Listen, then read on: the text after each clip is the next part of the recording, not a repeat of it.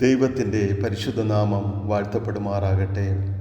ഇന്ന് വലിയ നോയമ്പിൻ്റെ 27-ാം ദിവസം സഭയായി നിശ്ചയിച്ചിരിക്കുന്ന ധ്യാന വിഷയം ജീവനുള്ള മൂലക്കല്ല്. ഈ വിഷയത്തിന് ആധാരമായ വേദവായന ഭാഗം വിശുദ്ധ മത്തായി എഴുതിയ സുവിശേഷം 21-ാം അധ്യായം 31 മുതൽ 46 വരെയുള്ള വാക്യങ്ങൾ. വീട് പണിയുന്നവർ തള്ളിക്കളഞ്ഞ കല്ല് മൂലക്കല്ലായി തീർന്നിരിക്കുന്നു. ഇത് കർത്താവിനാൽ സംഭവിച്ചു, നമ്മുടെ ദൃഷ്ടിയിൽ ആശ്ചര്യവുമായിരിക്കുന്നു. ഈ കല്ലിന്മേൽ വീഴുന്നവൻ തകർന്നു പോകും, അത് ആരുടെ മേൽ എങ്കിലും വീണാൽ അവനെ ധൂളിപ്പിക്കും എന്ന് പറഞ്ഞു. ഒരു നിമിഷം നമുക്ക് പ്രാർത്ഥിക്കാം. ദൈവമായ കർത്താവേ, ഈ വലിയ നോയമ്പിൻ്റെ 27-ാം ദിവസം വരെ അടിയങ്ങളെ ഓരോരുത്തരെയും കരുതിയ വിധങ്ങൾക്കായി നന്ദിയോടെ സ്തുതിക്കുന്നു, സ്തോത്രം ചെയ്യുന്നു. ക്രിസ്തുവാകുന്ന ജീവനുള്ള കല്ലിന്മേൽ അടിയങ്ങളുടെ ജീവിതങ്ങളെ പണിയുന്നതിന് വേണ്ടി നമുക്ക് ആത്മാർത്ഥമായി പ്രാർത്ഥിക്കാം. ആമേൻ. ജീവനുള്ള മൂലക്കല്ലെന്ന വാക്യം ഇത് ഒരു ഉപമയുടെ രൂപത്തിൽ ക്രിസ്തു തൻ്റെ ശിഷ്യന്മാരോട് പറഞ്ഞ വാക്യമാണ്. മൂലക്കല്ലെന്നാൽ ക്രിസ്തു തന്നെയാണ്. എങ്കിൽ ജീവനുള്ള മൂലക്കൽ എന്നത് നമ്മുടെ ആത്മാക്കളുടെ അടിസ്ഥാനമായ അഭിവാജ്യമായ സത്യം ക്രിസ്തുവിൻ്റെ ശക്തിയും ജീവിതവും പ്രതിനിധാനം ചെയ്യുന്നു.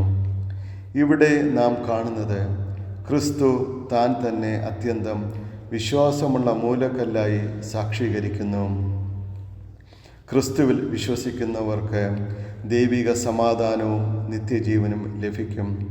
എന്നാൽ ക്രിസ്തുവിനെ ഉപേക്ഷിക്കുന്നവർ, അവിശ്വസിക്കുന്നവർ കല്ലിന്മേൽ തട്ടുവീണ് തകർന്നു പോവുകയും അവൻ്റെ ന്യായവിധിക്ക് വിധേയമാകുന്നവരെ പൂർണ്ണമായി അവൻ ധൂളിപ്പിക്കുകയും ചെയ്യും.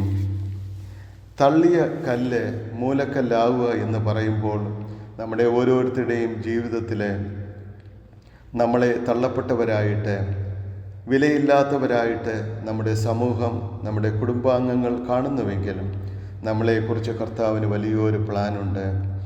എഫേസ്യർ 2:20 നാം വായിക്കുന്നു, ക്രിസ്തു യേശു തന്നെ മൂലക്കല്ലായിരിക്കെ നിങ്ങളെ അപ്പോസ്തലന്മാരും പ്രവാചകന്മാരും എന്ന അടിസ്ഥാനത്തിന്മേൽ പണിതിരിക്കുന്നു.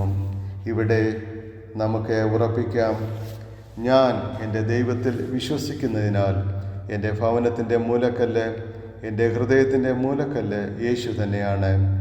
ദൈവത്തിൻ്റെ പരിശുദ്ധാത്മാവിനാൽ ആണ് നാം ജീവിക്കുന്നതെങ്കിലും നമ്മുടെ പ്രയാസങ്ങളിൽ, നമ്മുടെ ഭാരങ്ങളിൽ, നമ്മുടെ പ്രതിസന്ധികളിൽ ജീവനുള്ള കല്ലാവുന്ന നമ്മുടെ കർത്താവ് സ്വർഗം തുറന്ന് നമ്മുടെ ഭാരങ്ങളെ, പ്രയാസങ്ങളെ നമുക്ക് അനുകൂലമാക്കി തരും.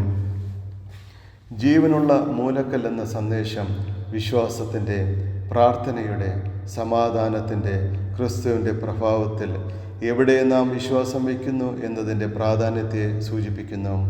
ക്രിസ്തുവിനെ ലോകവും മഹാപുരോഹിതന്മാരും യഹൂദന്മാരും തള്ളിക്കളഞ്ഞുവെങ്കിലും എന്നാൽ ദൈവം അവനെ തിരഞ്ഞെടുത്ത് അത്യന്തം മൂല്യമുള്ളവനായി ഉയർത്തി. ക്രിസ്തുവിന്മേൽ വിശ്വാസികളായ നാം സ്വന്തം ജീവിതം പണിയുമ്പോൾ അത് ഉറപ്പുള്ളതും ദൈവഹിതമുള്ളതുമാകുന്നു. വലിയ നോയമ്പിൻ്റെ ഈ ദിവസങ്ങളിൽ ക്രിസ്തു ജീവനുള്ള മൂലക്കല്ലാകുമ്പോൾ അവൻ്റെ മേൽ വിശ്വാസത്തോടെ, അന്യോന്യം സ്നേഹത്തോടെ, കരുതലോടെ ഉറച്ചു നിൽക്കുവാൻ ദൈവം നമ്മെ ഓരോരുത്തരെയും സഹായിക്കട്ടെ എന്ന് ആത്മാർത്ഥമായി പ്രാർത്ഥിക്കുന്നു. ഈ വചനത്താൽ ദൈവം നമ്മെ ഓരോരുത്തരെയും അനുഗ്രഹിക്കുമാറാകട്ടെ. ആമേൻ. God bless you all.